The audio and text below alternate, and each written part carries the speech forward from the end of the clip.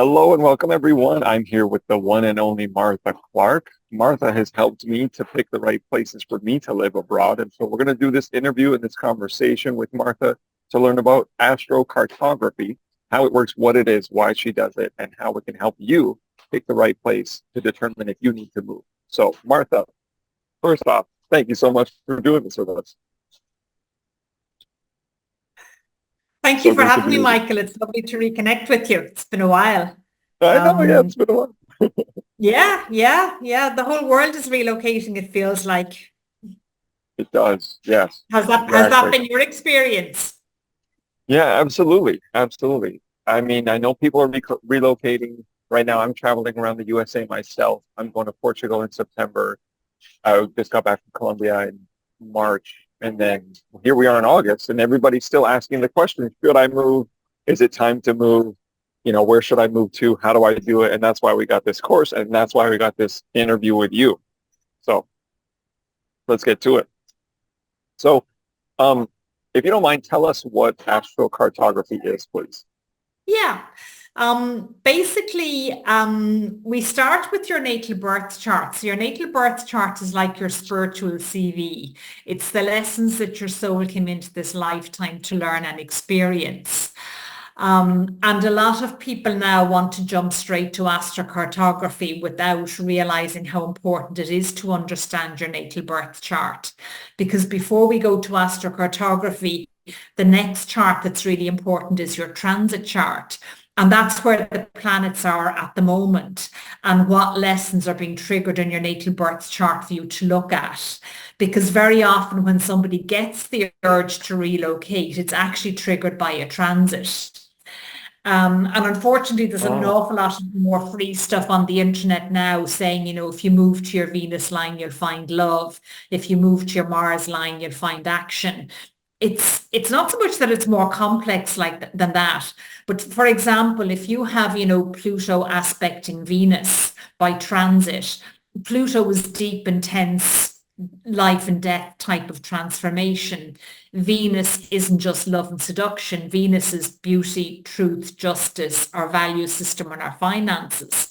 So if you have Pluto transiting Venus, that in essence is, for example, a complete transformation of your value system. So if you're living in New York and you move to Colombia, that transit will still play out, but it will play out in different parts of your chart.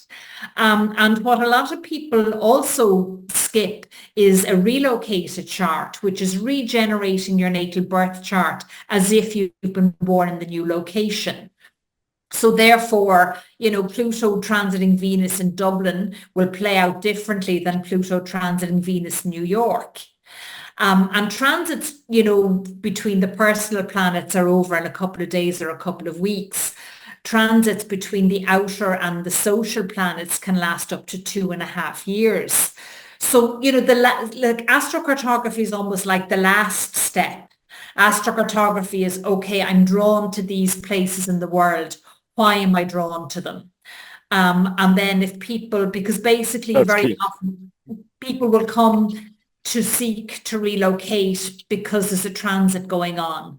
They suddenly feel the urge to be more creative, or they feel the urge to have a more spiritual life, or they feel the urge to be more part of a community. And that's why they relocate. People think they're relocating for a bigger job or for more money.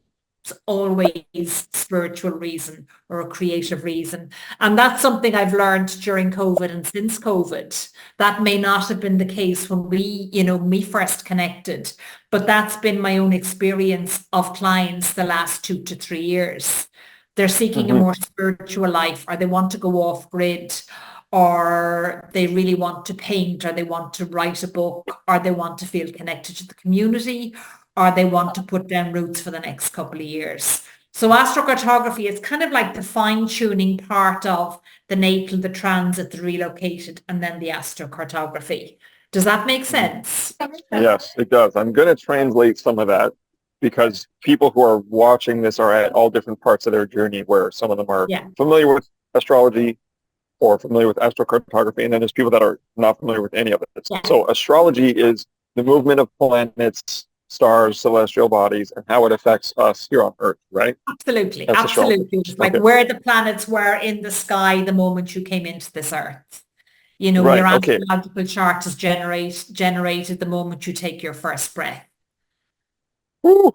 And that's why you get as specific as, so you need details when you talk to someone such as date of birth, but place of birth, time of birth, Yeah. and things like that. Because, and then what you do is you map out with the planets and you show them, here's where Mhm. things were when you were born. This was there. That planet was in that area, and that planet was in that area. And this means that. And then you do like, so the places you're looking at or you're thinking of being called to, Japan, China, Australia, Brazil, and then you map out like, okay, well, if you go there, that's what that means, and that's what that means, and that's what you'll Yeah. find, and Yeah. then that's what will be in that area, and that planet governing love or passion or beauty or money or action will be in that area, right? Yeah. I mean, astrocartography is essentially about angularity, the ascendant, the descendant, the midheaven, and the IC. They're kind of four key points in your chart. The ascendant is like, you know, how you're seen in the world. The descendant, which is across from the ascendant, then is kind of like your shadow self that you project onto others, which is why, you know, we attract partners or friends that, you know, might trigger us because they're maybe symbolizing parts of ourselves that we haven't yet owned. And then the midheaven is like the highest point in your chart, which is, you know, the legacy you want to leave to the world. Then down the other end of that, we have the IC, which is home and roots and family of origin. So when we're looking at astrocartography, Michael, we're basically looking at what planets form angular lines to those four axes of the birth chart. It actually is as simple as that. It's very complex, but also beautifully simple at the same time. Like true beauty, it is Yeah, complex but simple and beautiful at the same time. So yeah. I want to say that, you know, I want to say a couple of things about astrology. When I was young, I doubted astrology. Like many people, you know, you got these signs and it says you're this and you're that and you're compatible with this and that person. It's kind of whatever, right? When I really started to tune into astrology and pay attention to it myself was when I heard this famous quote directly from J.P. Morgan. I'm pretty sure it was J.P. Morgan, where he said, millionaires don't use astrology, billionaires use astrology. Okay. Yeah. And that was a direct quote. And you know, he's an ultra wealthy, savvy businessman whose, you know, name still lived on today. Now he's got a banking empire, family empire, all these things, right? So that really tuned me on and perked me up to like, oh, that's something to pay attention to. And then when I started studying, you know, the world and how things work, I noticed like there's a reason why Black Friday falls on a certain day, and there's a reason why Thanksgiving falls on a certain day, and there's a reason why July 4th falls on a certain day, and these holidays and these other days and holy days and all these other things when you start to break down the language. So I will personally say that astrology is nothing to, poo-poo at. It's nothing to just kind of ignore. It's really something to pay attention to. And Mhm. I hired you when I was thinking about moving. So when I was in my process and my journey to do my move in COVID to Mexico, I reached out to you, found you, a couple other people. You were the best, most responsive, you know, most clear Wow. person, Thank you. and I happily bought some sessions with you. And I remember I was looking at Japan, Thailand, and I think Mexico, or maybe Brazil, and you had me narrow it down, and even Portugal, because those were kind of expat spots. Yeah. And then you had me narrow it down to three. You did a great job over 2 sessions, breaking it down and telling me what I might find, what I might encounter, what energies would be heightened Yeah. if I went here, here, and here, And what right? was your experience of Mexico? Because you were there for quite a while, weren't you? Phenomenal. My experience in Mexico was phenomenal, and I it seem was to remember just. getting an email along the lines of I probably never leave here. And I probably wouldn't have, but then I was in Mexico for 2 years. Then I went to Colombia for like 9 months, and I went back and forth on and off visiting family and friends in Mexico. I bought 2 pieces of land in Mexico, many Wow. friends, many great relationships. You know, it was the healing that I needed from the divorce I was going through. Went Right. through a divorce and separation, and it was the perfect place to heal and recover and replenish and reground and rebalance and restart myself in Mexico. And I had a lot of abundant, amazing opportunities and a lot of business like successes that like just so many things really beautifully lined up for me in Mexico. So I think your work absolutely helped me make that decision 100%. Thank you very much. I really appreciate that because very often I don't get feedback. If I reach out to a client, that they'll tell me how things are. But like what I have noticed in the last year, because before we came on live here, we were talking about like how titanic the energies are this year. Um, that what I have found this year, people are relocating in stages. They're not doing the whole giving up the job, selling the apartment and going off somewhere for the next 3 to 5 years. They're doing maybe one place for 6 weeks or 3 months. Then they're trying another place for 3 months. Then they're trying somewhere else for 6 weeks. And part of that, I suppose, has been driven by the global economy. You have to allow for that. But, I still stand by what I say in terms of like, if you're living in the right place, doesn't matter what the economy is like there. Doesn't matter how expensive the accommodation is. Doesn't matter how difficult it is to rent somewhere. It will all fall in place. But very often what's driving the desire to move is our soul is seeking something. Yeah. Yeah. Yeah, that makes sense for me too. I actually I had the intuition and the premonition to leave Canada and go abroad and travel pre-COVID. So I remember getting distinct messages and feelings. Like I said to my then wife at the time, I said, I think, I don't know why, but I feel like we need to move. I feel like something's going to happen. Something big is going to happen. And we should Yeah. not be here. We should move. I remember you And saying that, yeah. right. And then it happened and we were stuck and then we stayed and then 9 months and whatever. And she apologized to me. She's like, you were right. And she's like, we should have left then. And she was never ready to leave in the first I place. Like remember I that, went yeah. and she stayed. I was just going to go for 3 weeks. And then 3 weeks turned into 3 months. Right. And then I was like, why leave all these shutdowns and lockdowns and everything? And yeah, Portugal is so full of people, especially the Algarve, where I spend a lot of time now, as you probably know. It's every person you meet I came here before, during, or after hours as a result of COVID. Every yeah, single person you meet, yeah, because obviously you would know a lot of people in the holistic industry. And what's been really interesting about Portugal, because you said you're going there in September, it's like it was one of the top countries for Americans to move to. And then you see, because what Portugal did during COVID, and I didn't quite realize it until about 9 months ago, like they were the first country in Europe to open up. So loads of people, like thousands of people, got on planes and said, we're going anywhere, like we'll just go to Portugal. And then Portugal shut down again, so they had to stay. Like there's like thousands of people that kind of, my marketing assistant, that's what happened to her. She tells the story all the time. She was about to get permanent residency in Australia. She had to leave because of COVID. They couldn't process it.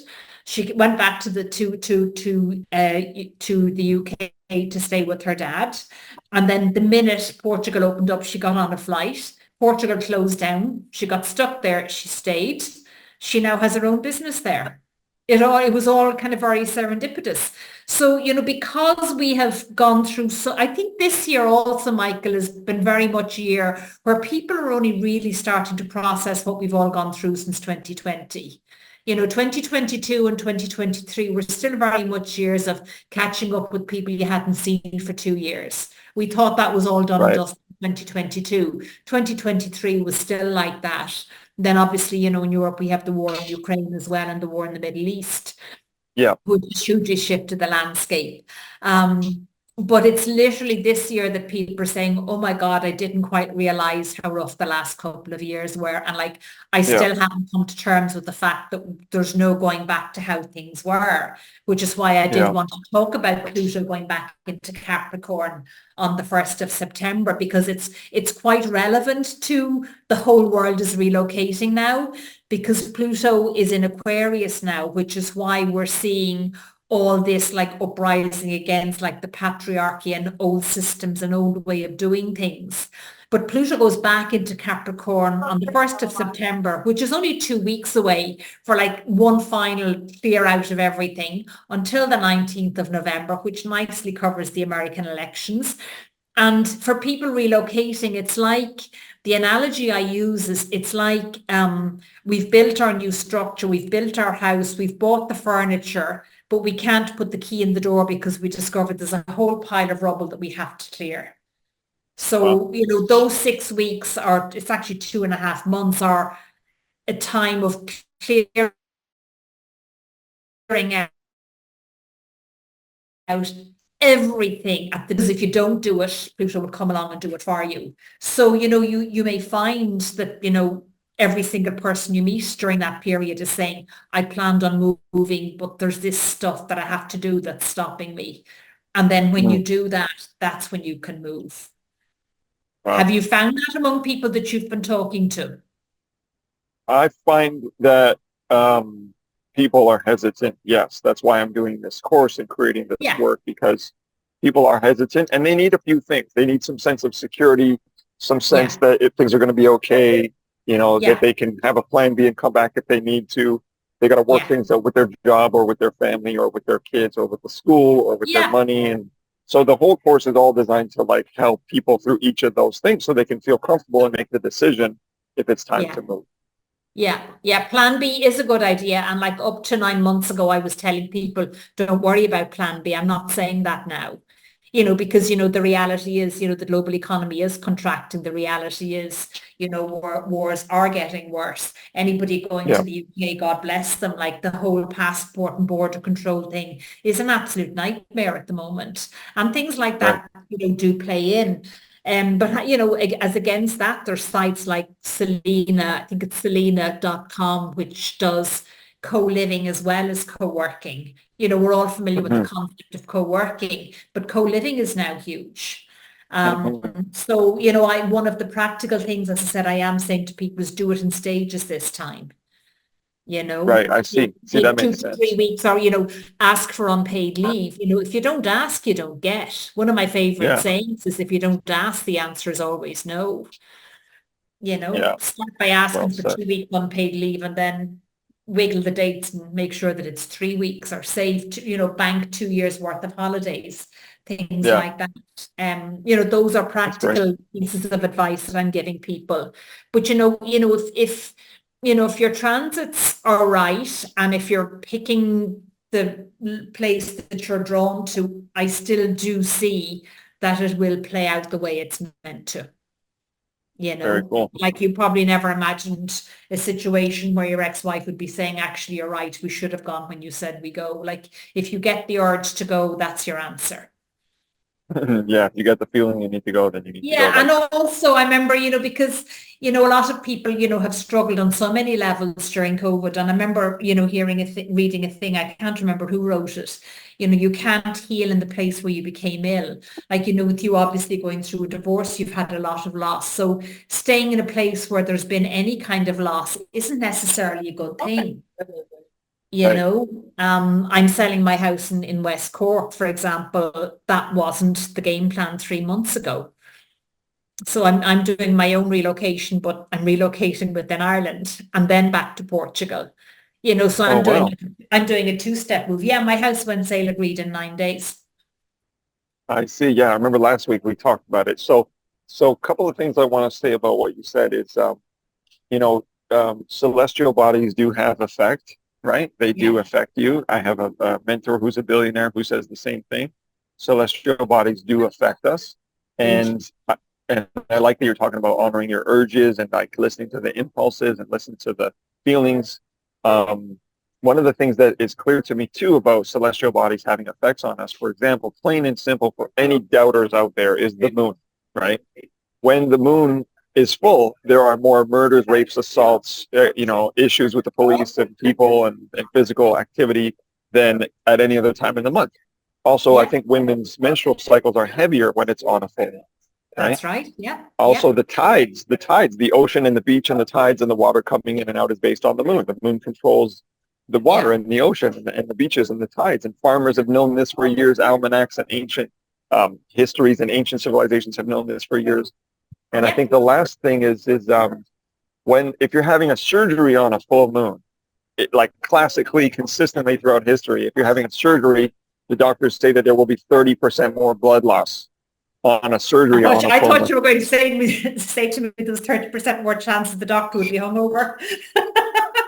But Right. Okay. Well, maybe in the that I UK, you guys believe are that. paying I would preachers, very right? much believe those statistics. Wow. Yeah, like they're well documented. So I think that, this is really something to pay attention to. And if people are thinking of moving, they should get in contact with you and do a session, do a few sessions, buy a package, look into it, talk to you, because this will greatly enhance their ability, confidence, and clarity to Yeah. decide, is it time to move? And if so, when and where, right? Yeah. Yeah. I mean, I'm offering bespoke packages, that's on my website since about 2 weeks ago. My calendar is closed for the next couple of weeks just to smooth the sale of the house. But if people want sessions, they can email me and I will open up the calendar. But also I'm doing bespoke packages because like a lot of people, I've kind of modified how I work as well, because sometimes people will come to me and say, oh, I know my natal chart. Can I skip to the astrocartography?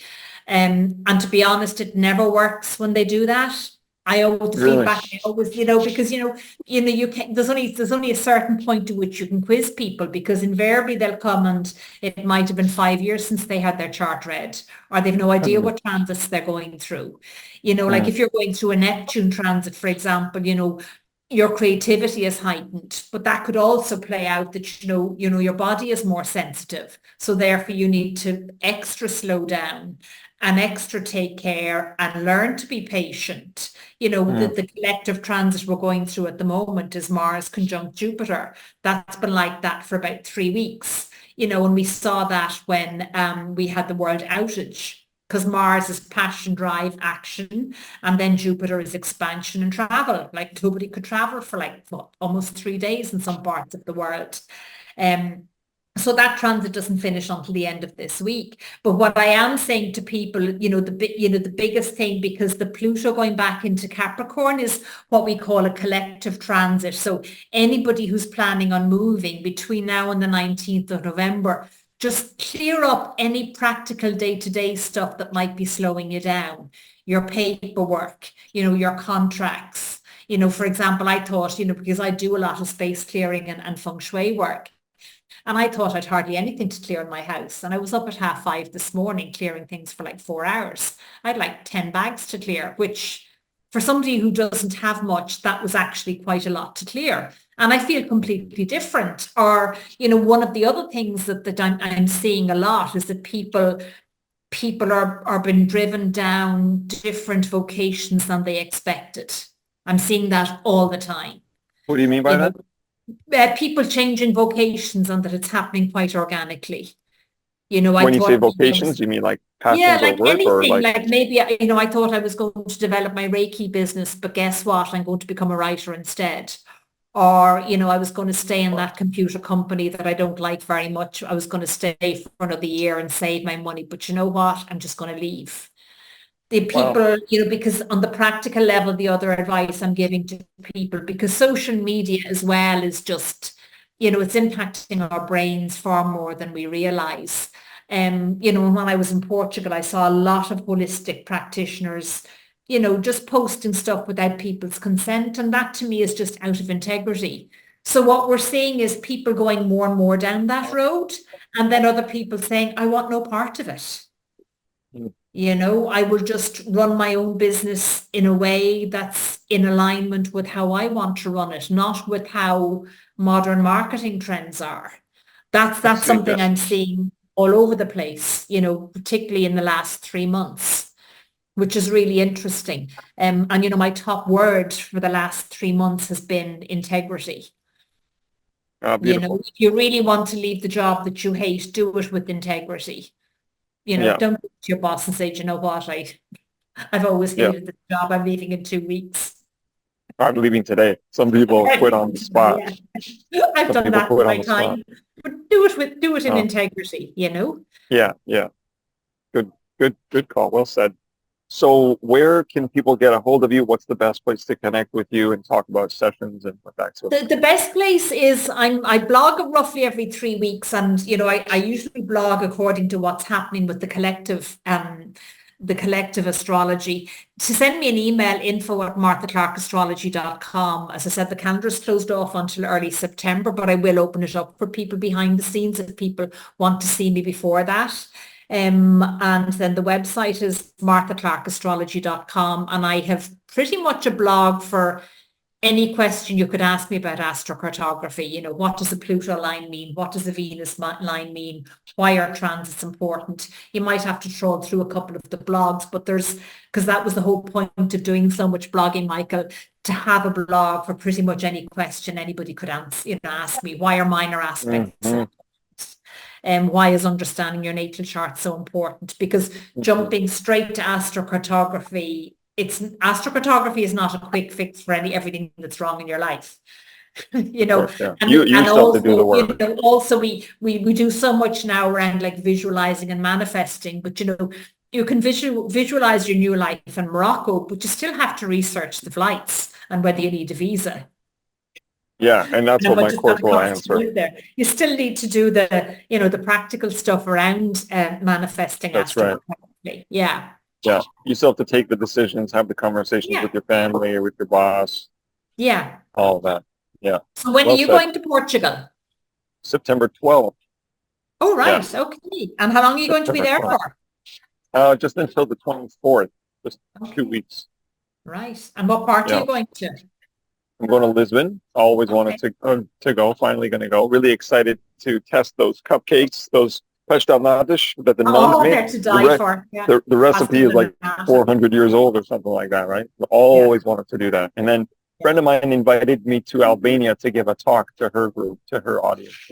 Oh, wow. To do a talk on lots of things, yeah. Okay. So that'll be fun. Never been to Albania either. I hear it's fabulous, yeah. Cool. That's awesome. Swell. Okay, so it's Martha Clarke astrology.com. Yeah. Martha with an H, Clarke with an E. Martha with an H and Clarke with an E. And I'll put the links as well, and then they can email you directly, info@marthaclarkeastrology.com. Yeah. And your website has tons of blogs and awesome content and places to connect that way. Fantastic. Well, thank you so much. By the way, also we're in Mercury retrograde right now, you said, right? And your camera is a little like fuzzy, but it wasn't like that, just like in the beginning of the call, in the conversation. And it just kind of went. And I'm like, what the heck happened? It's Mercury retrograde. Things happen, yeah. Celestial bodies have effect on us, on technology, the earth, on different cities. Yeah. Another astrologer said to me, a couple of years ago, the planets know where they're going. We just have to walk along with them. Like us humans think we know where we're going and what we're doing. And, half the time we don't really, but the planets do guide us. And, because the astrology I practice is a combination of fate and free will. The planets were where they were when you were born. But free will means you can change your life direction through relocating and through understanding your transits. Like, sometimes even relocating 20 miles down the road for like 3 days can just give you, if you really want to move to another country, but you can't afford to, or your kids are too young, sometimes even going 20 or 30 miles down the road for 3 days gives you huge perspective, because then you can look back on your life and you can do maybe small things on a daily basis, or particularly if somebody wants to have a more creative life, they can join an online writing group, for example. Clear. Powerful. Really glad we did this conversation. Thank you so much. So glad we did this. Yeah. Great to see you again. Thanks for all the great work you do. MarthaClarkeastrology.com.